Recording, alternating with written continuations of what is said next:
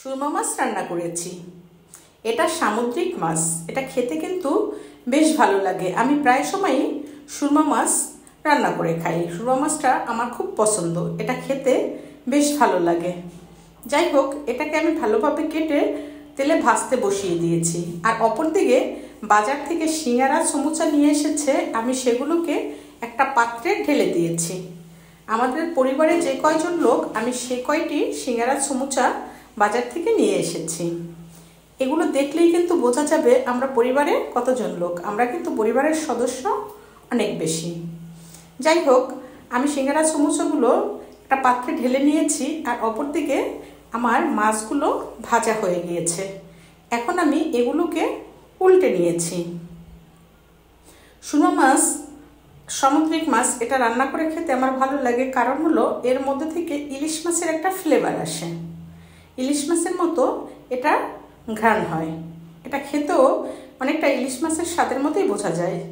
সুরমা মাছ কিন্তু দুই ধরনের হয়। একটা লেজের উপরের অংশে একটু একটা মোটা কাটার মতো থাকে উপরের অংশে, আর একটা আছে যেটায় কাটা থাকে না। যেটার উপরের অংশে কাটা থাকে সেটা কিনি না, আর যেটায় কাটা না থাকে সেটাই অরিজিনাল। যাই হোক, এরপরে মাছ ভাজা হয়ে গেলে যে অবশিষ্ট তেল ছিল তার মধ্যে আরেকটু তেল দিয়ে আমি বেশি করে পেঁয়াজ দিয়ে দিয়েছি। এই পেঁয়াজটা আমি ভালোভাবে ভেজে নিয়েছি।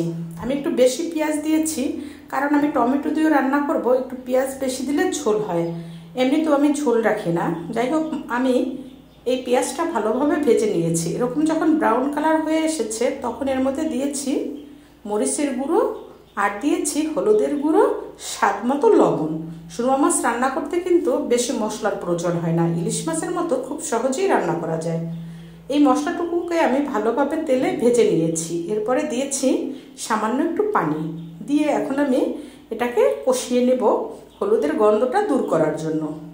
যখন এটা এভাবে কষানো হয়ে যাবে, তেল বেরিয়ে আসবে, তখন এই মশলাটা আমার কষানো হয়ে গিয়েছে।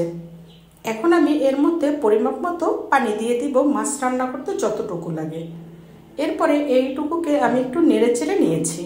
এরপরে ভেজে রাখা যে মাছগুলো আমি দেখিয়েছিলাম সেগুলো এর মধ্যে দিয়ে দিয়েছি।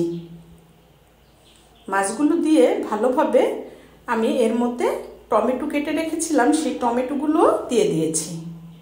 আমি ভালোভাবে চারপাশে টমেটোগুলো বসিয়ে দিয়ে দিয়েছি কেটে রাখা ধনিয়া পাতা। একেবারে শীতকালীন স্টাইলে রান্না করেছি। ধনিয়া পাতা দিয়ে আমি একটা ঢাকনা দিয়ে ঢেকে প্রায় 5 থেকে 6 মিনিট জাল করে নিয়েছি। এরপরে ঢাকনাটা খুলে নিয়েছি। দেখুন, আমার টমেটোগুলো সিদ্ধ হয়ে গেছে। একটু ঝাঁকিয়ে নিয়েছি যাতে করে কড়াইয়ের তলায় না লেগে যায়। দেখুন, এই যে হালকা মিঠা মিঠা ঝোল রয়ে গেছে। খুব সহজেই রান্না করে ফেলেছি আমি সুরমা মাছ। ভালো লাগলে অবশ্যই জানাবেন।